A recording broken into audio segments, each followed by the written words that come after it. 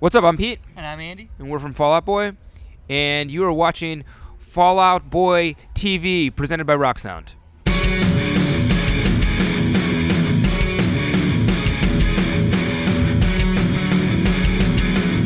Hi, it's James Wilson-Taylor here for Rock Sound, joined now, of course, by Pete and Andy from Fall Out Boy. How are you guys? Hello. Good. Oh, good to see you guys. Good. Great. There we go. Good to see you. Really exciting time to talk to you. The EP's just dropped, which is really, really great. We're loving that. Thank you. Now, that particular song, of course, we'd heard the demo years back. Why did you decide to revisit that now? Well, one of the funny things about that one is that we went... this is actually a really funny story. Difficult question. No, it's a funny story. Okay, cool. So we were, Patrick we were just goofing around. I was like, well, let's record this song or whatever. Working on City in a Garden. And I was like, well, we got to like change this lyric, or whatever. Like this one doesn't work. And he's like, oh, that one's not in this song. And I'm sitting there and I'm like, it's not in the song. And then I'm like, oh, he recorded a different song. So he recorded... This is the true story. Right. Yeah, he recorded Lego Fic, and we were like, oh, okay, sounds pretty cool. Let's just do this one then. So we did them both, and then we'd already had Super Fade was a B-side to Young and Menace, and so like they all kind of didn't make sense on their own, but there's like a weird like past, present, future vibe to them. So like we just, I don't know, put it together like that. And it was just like, I think we're in a time, I think we talked about it before, where you can just kind of try stuff and do stuff and throw stuff out there, which is exciting. So that's kind of what we did with that. And we had no idea, like when it like charted, I was like, that's wild, because we literally just threw this together. Yeah, I mean, the fact it was a literal accident. Yeah, I kind of like that, how that comes together. That's cool. But I guess, like you say, yeah, a bit of past, bit of present, bit of future, like lots of different sounds on there. What does that tell us about the future of Fall Out Boy then? What kind of direction, or is it just any direction you kind of feel like? I think we need for the future of Fall Out Boy, I think that just going in and recording another album, just like ourselves or somebody we've worked with before, is not going to be exciting. I mean, I don't know how to say it. It wouldn't be, it's very hard to like dig deep and find something that drives you, after you've made that many albums. And so I think like scoring a film or doing a destination album or working with somebody that we would never work with or something like I think we need something that's going to force the perspective to change slightly.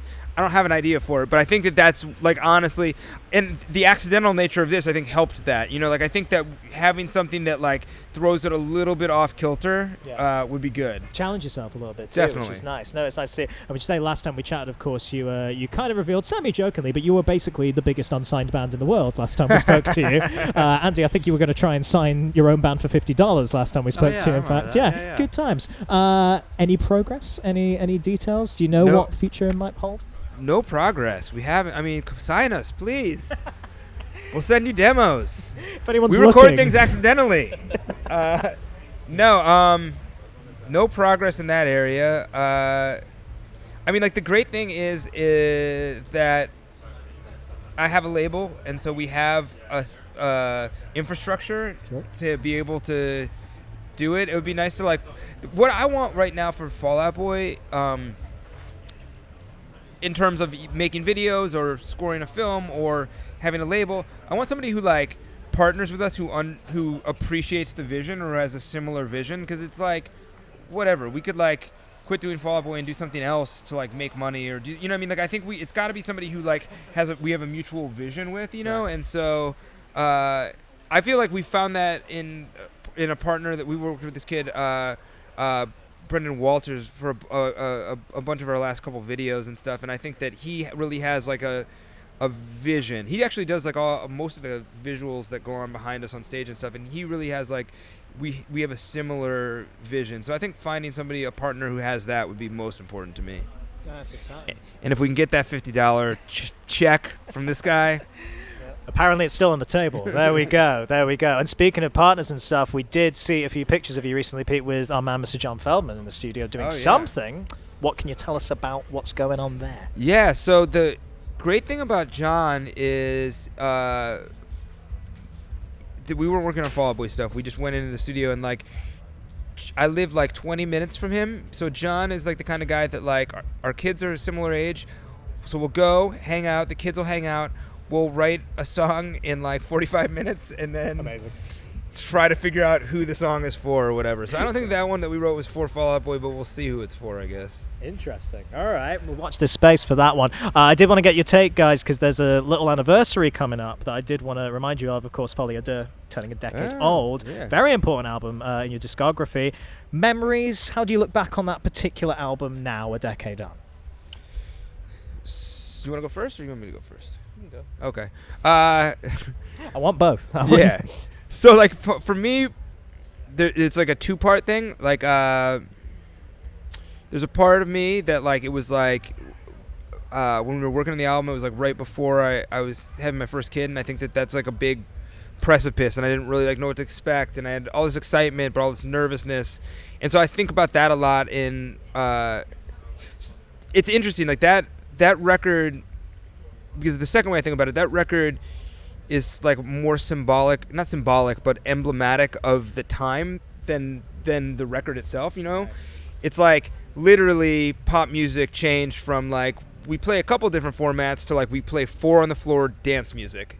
That's it. You know what I mean? Like Lady Gaga was happening in such a big way, and it's fine, and our record label pushed our record back, and like I think the record suffered slightly because of that. But it's interesting because so how you view your own record and your records that are like the big ones and the records that are like not the big commercial ones. I remember I was like, you know, I did this years ago, this commercial, Guitar Hero commercial with Rivers from Weezer, and I was sitting there, me and Travis Barker were talking to him, and we're like, you know, Pinkerton's like this dope record, and we really like it, and he's like, oh, and he was like, it like was striking him as odd that it was like, you know what I mean? Yeah. And it's like, I think that your perspective gets so skewed when you're like within the thing, but we were talking about it yesterday, and like Folie À Deux is the one record I can go back to and actually listen, and I think it's because, you know, after From Under the Cork Tree, after Infinity on High, after Save Rock and Roll, after those records, like we went out and we was like did massive marketing, massive press, like did all this work behind it, and we didn't do it as much after Folie À Deux, you know, like I think, and then we took the break right afterwards, so I think that like I can think of it in a way that's not like, oh my god, I've burned myself to death. Like I can go back and revisit that one. I can't do it with the other one. That's nice to be able to do, for sure. Andy, what are your memories of that time? How do you look back on it? It's one of my favorite records of ours. Nice. It's a lot of fun to play. It's kind of a weird one, but I have good memories. It was a good time in the studio. I guess it's cool as well that you brought Disloyal Order back into the set list as well. That's kind of, what was the thinking behind that decision? Just a favorite to revisit? Well, originally, we were when we were putting the set together, we were gonna for Reading and Leeds, we were gonna play Disloyal Order first, and we had this like, because that record kind of opens with like a little cinematic thing, and we were gonna sit that behind this new visual we put that's got this like car and a robot, and it's like so convoluted. We didn't do that. We kept it in the set, but I think a lot of our thinking with the set for Reading and Leeds were that like a lot of kids, like the anniversary, like a lot of kids are, I would think, like Infinity on High or Folie À Deux could be their first record that they bought, or that kind of thing, and like just kind of trying to honor that, you know, like go out and play it for them. Yeah. The heavens are opening, by the way, I in know, case you can wild. hear this. It's a lovely dramatic setting for us right now. It's pretty wild because literally yesterday, so we have a set that is like a beautiful, beautiful, beautiful set that's absolutely perfect and amazing until it gets one drop of water on it, and then it becomes a water slide, and you literally can't stand on it. Oh, man. And so last night it rained right before our set, and it was like, shh. And we were like, okay, that's cool. We got the rain out of the way in Reading. Leeds is going to be like bone dry. It's going to be perfect. And here we are sitting in the rain. Oh boy. Take that flamethrower, dry off the flooring. God's It'll be sakes. absolutely fine. Mania Experience is your next big project, I suppose. We've had some hints about what to expect. What can you tell us about any other little hints there? Yeah, I mean, I think we wanted to create. So I feel like we definitely live in a time where everyone, it's like at replies and emojis, and you know, like we thought like there would be something that could be counterintuitive to that, like where you create an analog space, like something that's physical, that is a texture. People will be able to literally walk inside of Mania, or the way we envision it. But I won't really want to stress, because people are like, why isn't this coming on tour? And people are like, and all this. This has been a fucking nightmare to do. You know what I mean? Like, and God bless people that do this on this is their job, because we tried to do it in Los Angeles, and literally, I'm like doing this on like a, whatever budget for, a Fall Out Boy record. If I was Elon Musk, I would shoot myself in the fucking head, honestly.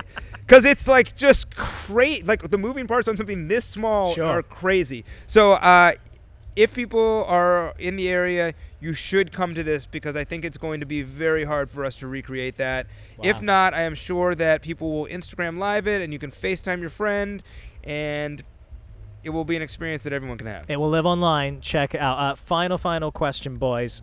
It seems like, from a fan perspective, over the Mania period, it was something of a reinvention in a way. Do you think it's been a successful reinvention, and what can we see you doing in the future in that regard? Big question to finish. Totally. I think this is what I think it was a successful reinvention, but I don't know that you have to live in the moment. Like a song like in particular, like a song like Young and Menace, is too chaotic to create a sound. Like, be like, we'll just sound like that for the next couple years. Like, I mean, it's just too insane. You would literally, I would have panic attacks. But this is the thing that I think was a big learning experience for us. And this was, probably goes along with Folie À Deux, but like, there was a massive shift from terrestrial radio and radio really being like, this is the single, and like, this is how it's going to be worked. And to kids curating and deciding the single themselves. Because when we went into this, we were like, I'm not really sure what's a single. Like, hold me tight. Like these radio programmers keep telling us this is the single that they want or whatever. And the kids were telling us, last of the real ones. This is the song we like. This is the song we love. And then the radio guys were like, I don't know. Like, I don't know if we can play it. It's a radio song. And I think that if the one thing that I would do differently in the future is like listen to the kids on that aspect, because they just drive it anyway. So it just doesn't really matter. Like, Last of the Real Ones is a single. It's just not a single that's on like the radio here, but it's like on the internet like a motherfucker, you know what I mean? So that was that part, I would say, not was unsuccessful, but was like a learning experience for us. Yeah, but I think it was a successful transition. Absolutely. And do you agree? That's Yep. successful. Beautiful. Yeah, I do. That's what we like to hear, man. Guys, it's always so good to see you. Have a great show. We'll see you back in the UK very soon. Sure, I'm home. Thanks, man. Good stuff. Pete and Andy.